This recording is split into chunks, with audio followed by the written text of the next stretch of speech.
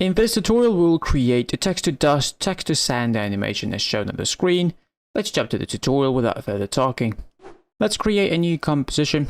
I'm going to name it render 1920 by 1080, 30 frames per second. Click OK. Then grab your type tool and type a text. I'm going to type particles.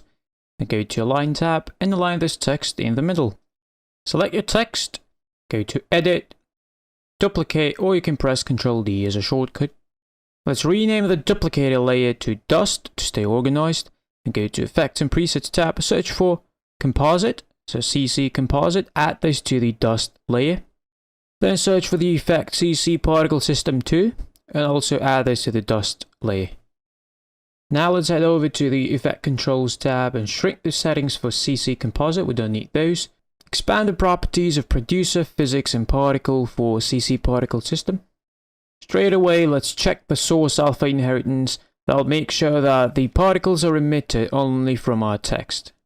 And set max opacity to 30%, we do not want our particles to be too bright. Now set the birth rate to 50, that'll make sure that we get a lot of particles. And set longevity to 4 seconds, so our particles will be visible for 4 seconds before fading out. As for the position, go to the beginning of your timeline and create a keyframe for position. And set the X value to 0. Then go to, we'll say 2 seconds forward. And set the X value to 1920. Well, that will be the size of your composition. That would be 3840 for a 4K resolution.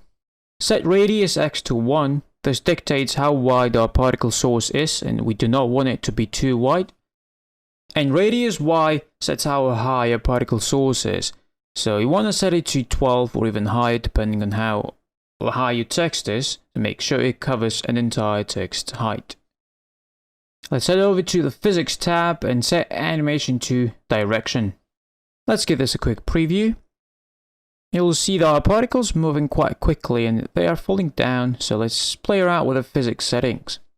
Velocity means how quick your particles move, so we want to set this to 0.5 so particles are not too quick. Also set inherent velocity to 20. So at the moment our particles are falling down. That's because our gravity is set to a positive value. If we set it to a negative value, particles will actually flow up. So that's the effect we are going for. Let's set gravity to 0.3 or actually negative 0.3 and you'll see the particles are flowing up. Also set resistance to 20 so they're not too quick after the initial burst and they can slow down. You can leave the rest of the settings as they are. Let's go ahead and change the color. So select the birth color and usually select the text color, and same for the death color, just the darker tone to get a bit of contrast. Our particles layer is ready at this point. Let's give this a preview. Alright, that looks good. Now let's proceed to making the text disappear with our particles. Head over to Effects and Presets tab and search for Linear Wipe Effect. Apply this effect to the bottom text, so particles text layer.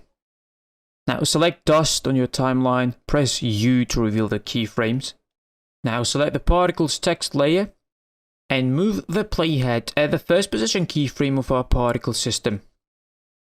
Create a keyframe for transition completion for our linear wipe effect at 0%, then move to the second keyframe of the position and set transition completion to 100%.